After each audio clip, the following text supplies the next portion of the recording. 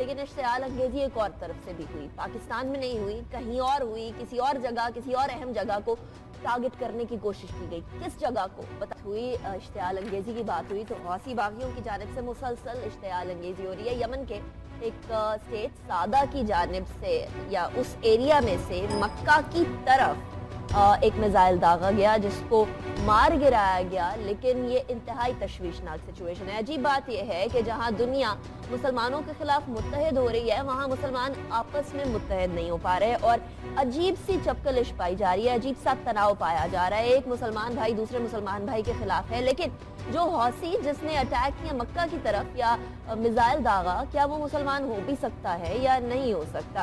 غضنفر صاحب، سب سے پہلے میں آپ کی طرف آؤں گی. یہ میزائل داغنا یہ دوسری دفعہ ہوا ہے، پہلی دفعہ نہیں ہوا، اور اب سعودی عرب کو بھی بہت زیادہ تشویش ہونے لگ گئی ہے اس پہ، باقی مسلمانوں کو بھی تشویش ہونے لگ گئی ہے کہ ایک سینٹر آف مسلم ریلیجن ہے اس کو آپ اٹیک، اس کی طرف اٹیک کرنے لگے. اس کو آپ کیسے دیکھتے ہیں؟ عالمی منظر نامے پہ مسلمانوں کو کیا کرنا چاہیے، OIC کو کیا کرنا چاہیے؟ پہلے تو بات ہے کہ یہ بڑا دکھ کا مقام ہے.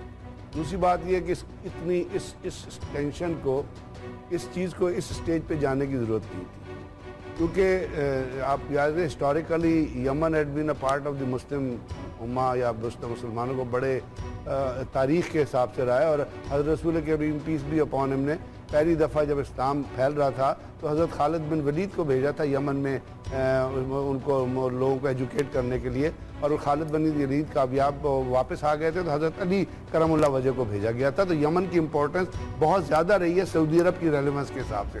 اور یمن آپ کو پتہ ہے کبھی ہوموجینیس رہا نہیں، یہ دو یمن ہوتے تھے، نارتھ یمن اور ساؤتھ یمن. اب یہ ایک ہو گیا ہے. اب ایک طرف ہوتیز ہیں اور ایک طرف دوسرے جو منصور ہادی کی گورنمنٹ ہے. اب جس طرح یہ ایسکیلیشن شروع ہوئی، میرے نزدیک اس کا ایسکیلیشن پہ جانے کی ضرورت نہیں تھی، اس کا بھی ڈپلومیٹک سلوشن موجود تھا. اب ہوتیز یہ کہتے ہیں کہ جو پچھلے ہفتے جو سعودی عرب نے ایک جنازہ ہو رہا تھا جس پہ، اور اس پہ یہ بھی قبول کیا گیا، اس پہ مس انفارمیشن آئی تھی، اس جنازے پہ فائر کیا اور اس جنازے پہ فائر کے نتیجے میں کتنے لوگ ابھی تک، کتنے لوگ شہید ہوئے یا کتنے لوگ مرے، ابھی تک وہاں سے کوئی 6500 اموات ہو چکی ہے. اب اس ایسکیلیشن پہ سعودی عرب بڑا ملک ہے، یمن چھوٹا ملک ہے. منصور ہادی کو امریکن اور سعودی عرب سپورٹ کر رہے ہیں، وہ کہتے ہیں اس کو انسٹال کیا جائے. ہوتیز جو ہیں اور باقی چیزیں جو ہیں وہ ایران کی طرف جاتی ہیں. تو بنیادی طور پہ تو یہ یمن کی لڑائی نہیں ہے، بنیادی طور پہ یہ ایران اور سعودی عرب کی لڑائی ہے. اس میں جو یہ میزائل فائر ہوا، اس سے پہلے ایک طائف کی طرف فائر ہوا تھا، 5000 کلومیٹر کا ڈسٹنس ہے صنعا سے لے کے اور اپنا سعودی عرب تک، یہ کنگ عبدالعزیز ایئرپورٹ کی طرف فائر کیا تھا. تو یہ تمام چیزیں سوچنا چاہیے. سعودی عرب زیادہ بڑا ملک ہے، ان کو بڑا دل کر کے سوچنا چاہیے کہ یہ چیزیں مسلمان کمیٹی کو نقصان پہنچا رہی ہیں. آپ امریکنز ایک طرف کھڑے ہوئے، وہ چاہتے ہیں کہ یہ ٹینشن چلتی رہے، کیونکہ دنیا کی ورلڈ پاورز ہیں، وہ تو یہ چاہتی ہے کہ جس طرح عراق، لیبیا اور باقی چیزیں تباہ انہوں نے کر دی ہے، تو خود مسلم کچھ ممالک ہیں وہ خود ہی تباہ ہو جائیں، ان کے اندر اتنے ڈفرینسز ڈال دو. تو ہمارے ہاں یہ جو ریلیجیس بلیف پہ ڈفرینسز چل رہے ہیں، جس میں کہیں پہ تو وہابی دیوبندی آ جاتا ہے، کہیں پہ شیعہ سنی آ جاتا ہے، کہیں پہ اور، یہ بہت نیرو چیزیں ہیں، ان سے باہر نکلنے کی ضرورت ہے. سعودی عرب بڑا ملک ہے، اس کو چاہیے کچھ اسٹیٹس کو انوالو کرے. پاکستان نے بھی آفر کی تھی نیگوسیشن کی، پاکستان کی لیڈرشپ عسکری نواز شریف صاحب اور جنرل شریف صاحب گئے بھی تھے یمن، لیکن وہ تمام چیزیں رک گئی. اگر یہ ایسکیلیشن رہی تو آپ یاد رکھیے یہ کسی ملک کے، نہ سعودی عرب کے فائدے میں ہے، نہ یمن کے فائدے اور نہ اوورال مسلم ممالک جو ہیں ان کے فائدے میں. یہ جو کنفرنٹیشن ہے بڑھتی جائے گی اور اس سے باقی پاورز جو ہیں فائدہ اٹھاتی جائے گی. اور یہی کوشش ہو رہی ہے خاور صاحب، کنٹینیوسلی مسلمانوں کو ایک طرح سے ٹیررسٹ ڈکلیئر کرنے کی کوشش، اتنے بڑی پاپولیشن کو چند لوگوں کے اعمال سے جج کرنے کی کوشش کی جا رہی ہے. لیکن OIC کو ہم دیکھتے ہیں کہ وہ اس طرح سے کارآمد ثابت نہیں ہو پا رہی ہے. یعنی اس ایسکیلیشن میں بھی باقی بہت سارے مسئلوں پر، ایون کشمیر کے مسئلے پر بھی OIC کو اٹھ کر کھل کر بات کرنی چاہیے. وہاں ہم لوگوں کو وہ چیز نظر نہیں آتی. انیکا، معذرت کے ساتھ اسٹوڈنٹ لائف میں بھی اور ابھی بھی سارا پڑھا دیکھا، OIC is good for nothing. OIC کی تو بات ہی نہیں کرے نا. OIC کسی کھاتے میں نہیں آتی، اس کا کسی لیول پہ انٹرنیشنل فورم پہ میں نے نہیں کبھی دیکھا کہ کسی بھی انٹرنیشنل ایشو کے اوپر OIC نے کوئی فورسفلی اپنا انفلوئنس کیا اور ڈیسیژن میکنگ کو. Back to the point of Middle East crisis جو چل رہا ہے، اب پیٹرن دیکھیں. امریکنز اور کیا انہوں نے ویسٹرن پاورز کو عراق میں گئے، عراق کے اندر جو کرائسس ہوا، اس کے بعد وہاں پہ جو سارے کا سارا ایشوز اب سب کے سامنے ہیں.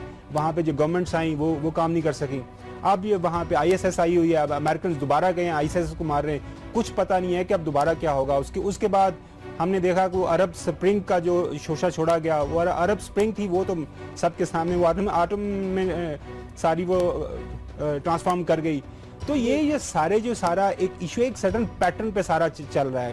اور جو بریگیڈیئر صاحب نے بات کی نا, اب اس کا سب سے زیادہ جو امپیکٹ ہے وہ پاکستان پہ آنا ہے. پاکستان پہ اس لیے آنا ہے کہ ایران ہمارے نیبرہڈ میں ہے. سعودی عرب کے ساتھ ہمارے اس طرح کے اسٹریٹجک ہماری ان کے ساتھ ایگریمنٹس ہیں کہ ہم ان کو بھی نہیں چھوڑ سکتے. تو یہ سارے صاحب جوں یہ ٹینشن بڑھے گی, ایران اور سعودی عربین تناؤ میں اضافہ ہوگا, پاکستان اور زیادہ کارنرڈ ہوگا. پاکستانی گورنمنٹ نہ ایران کو کچھ انفلوئنس کر سکتی ہے, نہ سعودیز کو انفلوئنس کرتے ہیں. سعودیز کی اپنی سرٹن لائن ہے, وہ اس کو چھوڑ. ایران اور سعودی عرب کے بیچ میں پاکستان ایک طرح سے سینڈوچ ہوا تھا, بڑا مسئلہ بنا تھا اس ٹائم پر بھی, پارلیمنٹ میں جو بات ہوئی تھی اس حوالے سے. تو اب پاکستان کی اسٹریٹجی ہونی کیا چاہیے پھر؟ پاکستان کی اسٹریٹجی اس ٹائم اچھا ڈیسیژن کیا تھا کہ سعودیز نے آرم فورسز کی ہیلپ مانگی تھی کہ یمن میں جانے کے لیے. تو وہاں پہ ہمارے جوائنٹ سیٹنگ پارلیمنٹ کی ہوئی تھی, وہاں پہ ڈیسیژن آیا تھا کہ نتھنگ ڈوئنگ, ہم اپنی آرم فورسز کو وہاں پہ نہیں بھجوا رہے. It was good decision. ہمارا ڈیسیژن یہ ہے کہ امپارشل ہو کے پیچھے بیٹھ کے ہاں ہم اپنی گڈ آفیسز جو ہے گورنمنٹ آف پاکستان یہ آفر کر سکتی ہے ایرانینز اور سعودی لیڈرشپ کو اکراس دا ٹیبل بٹھا کے ان سے بات کرے, کچھ سسٹینیبل سولوشن ڈھونڈنے کی کوشش کی جائے. کیونکہ ایشو یہی ہے کہ at the end of day جب یہ میڈل ایسٹ کے اندر جو سعودیز لیڈ فورسز اور ایرانینز لیڈ فورسز جب ان کا آپس میں کنفرنٹیشن ہوگی, اور جو ہو رہی ہے اور بڑے لیول پہ ہو رہی ہے, اس کا پھر امپیکٹ آئے گا ہمارے اوپر. ہمارے ارد گرد جو ریجنل پاورز ہیں وہ تو آلریڈی ہمیں آئسولیٹ کرنے پہ تلی ہوئی ہیں. انٹرنیشنل لیول پہ ہم جو پریشر دیکھ رہے ہیں, ہمارے نیوکلیر ایشو پہ جو پریشر بڑھتا جا رہا ہے, اور یہی سارے ایشو ہیں. تو اگر یہ مسلم ورلڈ اکٹھی ہوگی تو اس سے ہم کوئی اسٹرینتھ اچیو کر سکیں گے. لیکن اب تو حالات یہ ہیں کہ وہاں پہ اتنی زیادہ وہ فرکشنز ہو گئی, اتنی زیادہ لڑائی ہو گئی ہے کہ ہم بجائے اس کے کہ ہم ان کی طرف دیکھیں کہ وہ ہمیں کسی مشکل میں آ کے ہمارا ہاتھ بڑھائیں, ہم نظر آ رہا ہے کہ وہ تو خود مشکلات میں پڑتے جا رہے ہیں. تو پاکستان کے لیے بہت بڑا یہ لمحہ فکری ہے. میں اس میں ایک چیز کہنا چاہوں گا. پہلی بات تو یہ ہے کہ جس طرح سعودی عرب نے جب ہم سے مدد مانگی تھی, آپ نے جانا تھا, that should have not been discussed in parliament. یہ کلوز سیشن میں ہوتا ہے, کیونکہ وہاں جو تقریریں ہوئی ہیں وہ unnecessary آپ کسی کو انوائے کرتے ہیں اس چیز کے اوپر, کیونکہ لوگوں نے جو باتیں کی تو نہ پاکستان کی فیور میں تھی نہ سعودی عرب کی فیور میں تھی. آپ نے اپنا اسٹریٹجک ڈیسیژن لینا ہے on the basis of your capability, اور وہ کیپیبلٹی یہ ہے آپ کی آپریشنل کیپیبلٹی کیا ہے. پاکستان کو جو اسٹانس اٹھانا چاہیے تھا وہ یہ تھا کہ ہم ضرب عزم میں اتنے ڈپلائڈ ہیں کہ ہمارے جو ٹروپس لگے ہوئے ہیں گراؤنڈ پہ, we can not milk out the troops and go for this. اور دوسرا پاکستان نے ایک ٹھیک اسٹانس لیا تھا کہ اگر حرمین شریفین کو اللہ نہ کرے کسی طرح بھی خطرہ ہوا تو پاکستان کے فورسز ہی نہیں, پاکستان کا ہر آدمی ریڈی تھا. اب اس وقت دو رائے نہیں ہے کوئی. اب اس وقت جو سچویشن ہے نا, اس کو سمجھنے کی ضرورت ہے کہ عراق سے لے کے اور لیبیا تک تمام چیزیں جو ہے وہ, جیسے نوم چومسکی نے ایک آرٹیکل لکھا تھا نا آج سے 5 سال کے, ریجنز وداؤٹ فرنٹیئر, اس نے کہا تھا کہ آنے والے دنوں میں سپر پاورز جو ہیں, یہ جو چھوٹے ممالک ہیں, ان کے نیشن اسٹیٹ جو ہیں, ان کے بارڈر کو ختم کر کے ان کو ریجنز میں, علاقوں میں کنورٹ کر دیتے. اب آپ عراق سے چلیں اور سیریا تک چلے جائیں, آپ کو کہیں چیک پوسٹ ملتی ہے, کوئی ملٹری چیک پوسٹ ہے, کوئی کسٹم کی چیک پوسٹ ہے. تو یہ گرینڈ ڈیزائن ہے جو وہاں پہ, جیسے خاور نے کہا کہ امریکہ دوبارہ جائے, امریکہ نکلا ہی نہیں ہے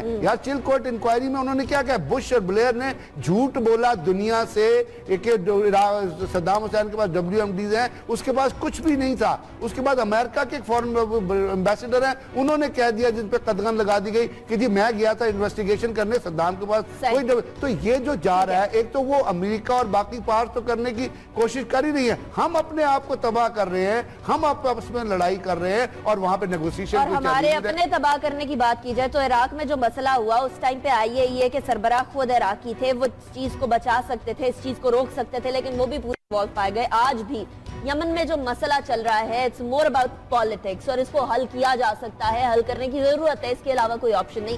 عرب سپرنگ کے بعد سے کنٹینیوس آج بھی اس خطے میں کسی نہ کسی طریقے سے کوئی نہ کوئی مسئلہ کھڑا ہوتا ہے, اور اس مسئلے کو حل کرنے کی ضرورت ہے. اور چاہے ویسٹ کی طرف سے طالبان کو پہلے استعمال کیا گیا ہوتا, یا پھر ISIS داعش جس کو استعمال کرنے کی باتیں کی جا رہی ہیں, وہ تمام چیزیں ہمارے سامنے ہیں. لیکن دنیا کو ایک اور بڑا چیلنج پیدا ہی انہوں نے کیا.